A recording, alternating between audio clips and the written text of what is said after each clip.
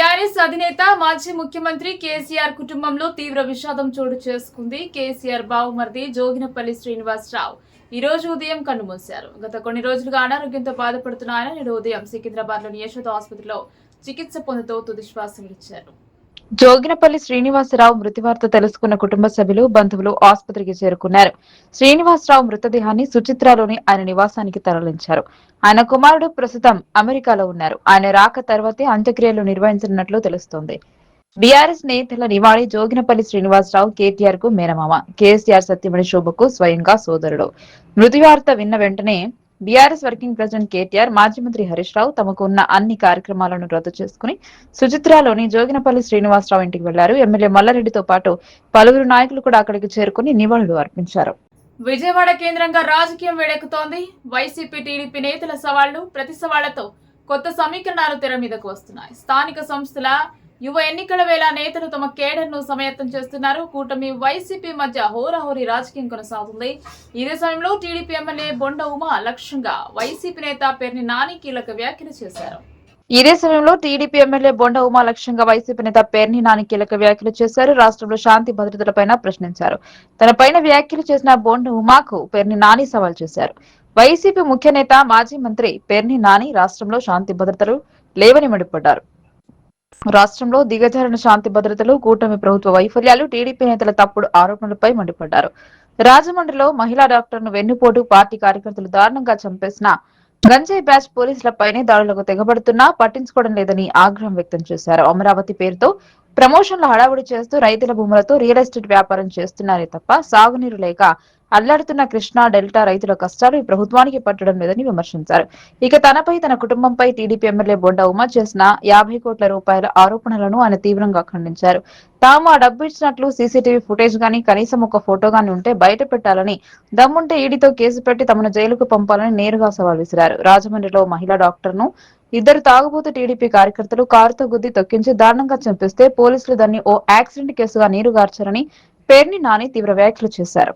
బంగ్లాదేశ్ ను కారు చీకట్లు కమ్మేస్తున్నాయి. దేశమంతా విద్యుత్ కోతలతో అల్లాడుతోంది. దేశవ్యాప్తంగా చాలా ప్రాంతాల్లో గంటల తరబడి విద్యుత్ నిలిపివేస్తున్నారు. విద్యుత్ ను ఆదా చేసేందుకు ప్రభుత్వం షాపులు, మాల్స్ ను రాత్రి 8 గంటలకే మూసేయాలని ఆదేశాలు ఇచ్చింది. విద్యుత్ ను ఆదా చేసేందుకు ప్రభుత్వం షాపులు, మాల్స్ ను రాత్రి 8 గంటలకే మూసేయాలని ఆదేశాలు ఇచ్చింది. విద్యుత్ కోతలపై మండిపడుతున్న జనం విద్యుత్ కేంద్రాలపై దాడులకు దిగుతున్నారు. ఈ నేపథ్యంలో బంగ్లాదేశ్ పొరుగున ఉన్న భారత్ సాయం కోరుతోంది. బంగ్లాదేశ్ రాజధాని ఢాకా చుట్టూ ఉన్న గ్రామంలో విద్యుత్ కొరత తీవ్రంగా ఉన్నట్టు తెలుస్తోంది. ప్రతిరోజు ఇక్కడ 8 నుండి 10 గంటల పాటు విద్యుత్ కోతలు ఉంటున్నాయి. దేశంలో విద్యుత్ డిమాండ్ సుమారు 18,000 మెగావాట్లకు ఉండగా సరఫరా 13,000 మెగావాట్లకు కూడా చేరుకోలేకపోతుంది. దీనికి ఉక్కపోత, వేడిమి తోడై అల్లాడుతున్న జనం కొన్ని ప్రాంతాల్లో విద్యుత్ కేంద్రాలపై దాడి చేస్తున్నారు. ప్రభుత్వం అన్ని షాపింగ్ మాల్స్, మార్కెట్లు, దుకాణాలను రాత్రి 8 గంటల లోపు మూసివేయాలని ఆదేశించింది. దేశవ్యాప్తంగా అన్ని వాణిజ్య ప్రదర్శనలు, సాంస్కృతిక కార్యక్రమాలు రాత్రి 8 గంటల లోపు ముగించాలని కోరింది. అలంకరణ దీపాలను నిషేధించారు. అన్ని విద్యుత్ బిల్ బోర్డులను రాత్రి 7 గంటల లోపు ఆపేయాలని కూడా ఆదేశాలు ఇచ్చారు. తెలంగాణ రాష్ట్రంలో నిర్మాణాత్మకమైన ప్రతిపక్ష సరైన బాధ్యతతో వ్యవహరించకుండా చేతులెత్తేసిందని తెలంగాణ రాష్ట్రంలోని రంగారెడ్డి జిల్లా మైసూరు నియోజకవర్గం సీనియర్ నేత ఎడమ మోహన్ రెడ్డి మండిపడ్డారు. ఎన్నుకోబడ్డ కాంగ్రెస్ ప్రభుత్వాన్ని ఎప్పుడు కూడా మంచి పని చేసినా కూడా బీఆర్ఎస్ నాయకులు మెచ్చుకోవడం లేదని ఆయన విరుచుకుపడ్డారు. రేవంత్ రెడ్డి జనరంజకమైన పరిపాలన అందిస్తూ ఆదర్శంగా నిలుస్తున్నారని మోహన్ రెడ్డి గుర్తు చేశారు. మంచి చేస్తే మెచ్చుకోవాలని, అదేవిధంగా చెడు అనిపిస్తే నిలదీయొచ్చని కూడా ఆయన తెలిపారు. ఆ మాత్రం ఇంగిత జ్ఞానం లేకుండా భారత రాష్ట్ర సమితి పార్టీ నేతలు, ముఖ్యంగా కేటీఆర్, కేసీఆర్ లు అడ్డగోలుగా మాట్లాడితే సహించదు లేదని ఎడమ మోహన్ రెడ్డి వార్నింగ్ ఇచ్చారు. తెలంగాణ రాష్ట్రంలో 60 మంది కాంగ్రెస్ పార్టీ ఎమ్మెల్యేలు ఉన్నారు, 60 మంది ప్రతిపక్ష పార్టీ ఎమ్మెల్యేలు ఉన్నారు. కాంగ్రెస్ పార్టీ రేవంత్ రెడ్డి చేస్తున్న పనుల మీద మంచివి ఉంటే మంచిగా మాట్లాడుండ్రి. కాంగ్రెస్ పార్టీ ఎక్కడన్నా తప్పు చేస్తే కూడా అడుగుండ్రి, కడుగుండ్రి, నిలదీయండ్రి. కాంగ్రెస్ పార్టీ నుంచే స్వాగతిస్తాం. ఎందుకు అంటే ఏ రాష్ట్రంలో అయినా సరే ఏకపక్షంగా పరిపాలన ఉండొద్దు. ప్రతి ఒక్క గవర్నమెంటు ఏ పార్టీ అధికారంలో ఉన్నా ప్రతిపక్ష పనులు అడిగేటోళ్ళు ఎమ్మెల్యేలు ఉండాలి, ఎంపీలు ఉండాలి. అప్పుడే అధికారంలో ఉన్నోళ్ళు దోపిడీ చేస్తుంటే ప్రతిపక్షంలో ఉన్నోళ్ళు ప్రశ్నించి ప్రజల దొమ్మును అధికారంలో ఉన్నోళ్ళు దోసుకుంటుండ్రు అని ప్రతిపక్ష పార్టీలు చెప్పే బాధ్యత, ప్రజలకు న్యాయం చేసే బాధ్యత ప్రతిపక్ష పార్టీ మీద ఉంటుంది. కానీ తెలంగాణ రాష్ట్రంలో 10 ఏళ్ళు పరిపాలన చేసిన టీఆర్ఎస్ పార్టీ, కేసీఆర్ కుటుంబం ప్రతిపక్షం లేకుండా చేసి, ప్రశ్నించే గొంతు లేకుండా చేసి, ధర్నాలు పెట్టనీకే ధర్నా చౌకులే లేకుండా చేసి, ఉద్యమకారుల గొంతు నొక్కి ప్రతిపక్షం లేకుండా చేసి 10 ఏళ్ళు పరిపాలన చేసి ఇష్టం వచ్చినట్టు రాసుకుర్రు, ఇష్టం వచ్చిన లెక్కలు రాసుకుర్రు. 10 ఏళ్ళు ఒక్కరోజు కూడా ప్రతిపక్షం ఎమ్మెల్యేలు కేసీఆర్ కుటుంబము ఈ మంచి పని చేస్తుంది, ఈ చెడ్డ పని చేస్తుందని ఏ మీడియా మాట్లాడలేదు, ఏ ప్రతిపక్ష ఎమ్మెల్యే మాట్లాడలేదు. అందు గురించే వాళ్ళు కప్పిపుచ్చుకొని ఇష్టం వచ్చినట్టు స్వాతంత్రం వచ్చినప్పటి నుంచి ఏ ముఖ్యమంత్రి సంపాదించుకొని అన్ని పైసలు కేసీఆర్ కుటుంబం సంపాదించుకుర్రు 5 మంది.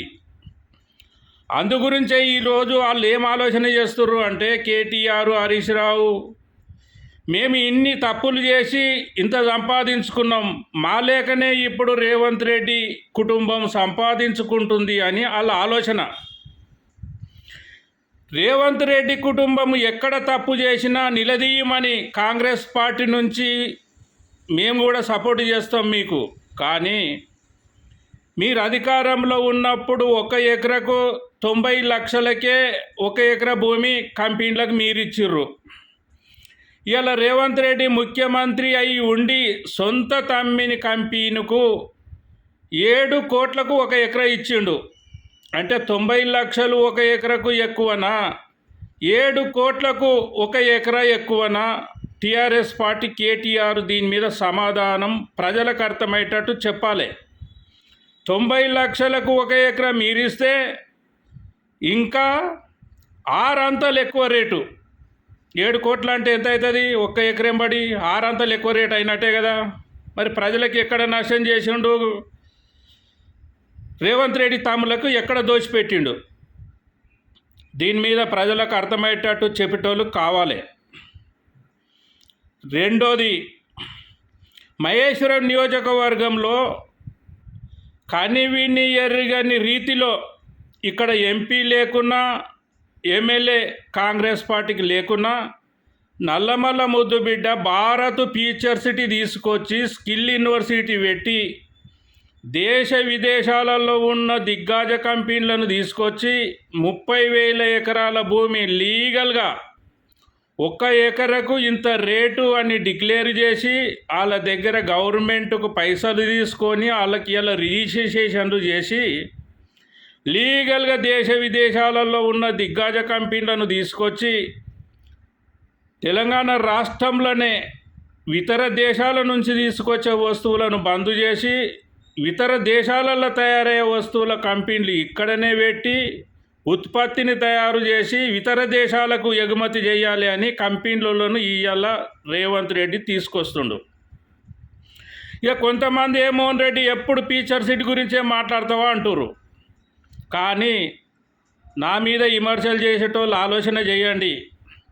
30,000 ఎకరాల భూమిలో ఫ్యూచర్ సిటీ డెవలప్మెంట్ అయితే 30 లక్షల ఎకరాల భూమి చుట్టుముట్టున్నోళ్ళు ధనవంతులు కాబోతుర్రు. ఈ 30 లక్షల ఎకరాలలో ప్రతి ఒక్క కంపెనీనోడు ఇంకా పక్కకొచ్చి బిల్డింగులు కడతాడు, ఉండనీకే ఇండ్లు కొంటాడు, సాఫ్ట్వేర్ కంపెనీలు పెట్టుకుంటారు. 110 దేశాలలో ఉన్న ధనవంతులంతా వచ్చి ఈ 30 లక్షల ఎకరాలలో కంపెనీలు పెట్టుకున్నప్పుడు తెలంగాణ రాష్ట్రానికి ఎంత ఇన్కమ్ వస్తుందో తెలుసా?